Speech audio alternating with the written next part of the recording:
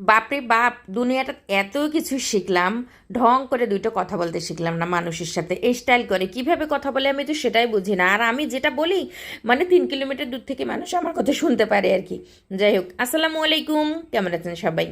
এখনকার আবহাওয়ার যে অবস্থা, কি খাবেন আর কি খাবেন না, এই ঝড়, এই বৃষ্টি, এই রোদ আর এই আকাশ ডাকাডাকি, এই হচ্ছে বৃষ্টি পড়তেছে, এই পাতা পড়তেছে, কি হচ্ছে কিছুই বুঝতে পারছি না। সকালে উঠি বাচ্চাদেরকে ডিম ভেজে ভাত খাওয়াইছি, ওরা বলেছিল ডিম ভেজে দিয়ে ভাত খাবে, তো আমাদের তো শুধু ডিম ভাজি দিয়ে হবে না।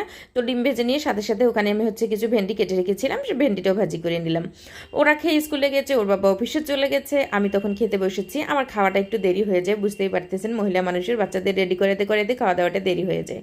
তো আমার খাবারটা যখন আমি খেয়ে নিয়েছি, তারপর ভাবলাম যে কেটে নেই, আমি হচ্ছে সজনে রান্না করব। আর সজনে তো অনেকে ডাল দিয়ে রান্না করে, মাছ দিয়ে রান্না করে, অনেকে দেখছি করলা দিয়ে মানে ভাজি করে। তো আমরা ওইভাবে করি না, আলু দিয়ে রান্না করে খাবো সেজন্য আর কি।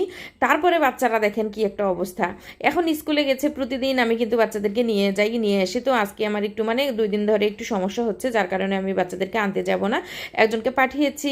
তা তখন ভাবলাম যেহেতু আমি যাইনি, বাচ্চারা তো কিছু কিছু কিনতেও পারবে না, তো আমি তাদের জন্য একটু সুজি আর একটু হচ্ছে লুচি করে রাখলাম, যে বাচ্চারা তাড়াতাড়ি করে এসে খাবে। আর এটা দেখে আমার মেয়ে তো খুব খুশি, ও এসে ওকে আমি খেতে দিয়েছি। কিন্তু হয়েছে, যাকে আমি আনতে পাঠিয়েছিলাম উনি আবার জানে যে আমার ছেলেটা ডাল আর পরোটা খেতে খুব ভালোবাসে, ওকে আবার পুরি আর হচ্ছে ডাল কিনে দিয়েছে। তো খাবার অনেক হয়ে গেল, মেয়েটার জন্য আবার 2টি সিঙ্গারাও কিনে দিয়েছে। তো এটা দেখে আমি খুব রাগারাগি করছি তাকে, যে কেন এটা করলেন আপনি? বলতেছে কেন, আপনার বাচ্চা হয়, আমি একটু আনতে পারি, আমার তো একটা দায়িত্ব আছে, তাই না? যাই হোক, পরে রান্না করতে যাব। যেহেতু আমি সজনেটা রান্না করব, কষিয়ে রান্না করব। ভেন্ডি যেহেতু ভাজি আমি সকালে করে ফিরেছি, তো কষিয়ে রান্না করব আমি এটা। তো এটার জন্য আমি যে বেটে নেই, আর আমি এটা বাটাটার ভিডিওটা আমি করি প্রতিদিন, যে কোনো একটু বাটা আমি করি না কেন। এখানে হচ্ছে কাঁচামরিচ, পেঁয়াজ, রসুন, আদা সব বেটে নিচ্ছি। তো এখানে আমি একটু লবণ প্রথমে দিয়ে দিয়ে তারপরে বেটে নিই। এটা কিন্তু খুব ভালোভাবে বাটা হয়, এখানে দেখেন বাটা হয়ে গেছে। আর আজকে খুব ইচ্ছা করতেছিল না যে মিহি করে বাটতে, হাতটাও ব্যথা করতেছিল খুব। তারপর ভাবলাম গ্যাসের যে দাম একটু ভাবি না, এই চুলাটা ধরা আছে, ওখানে যাই, ওখানে গিয়ে রান্না করি। ওমা, গিয়ে দেখি ভাবি 1.5 কেজি দুধ বসিয়ে দিয়েছে চুলায়। সকালে দুধ মানে লাল হয়ে গেছে একদম, 1.5 কেজি দুধ কমে 1/2 কেজি হয়ে গেছে। এরকম সর না হলে নাকি ভাইয়া আর খায় না।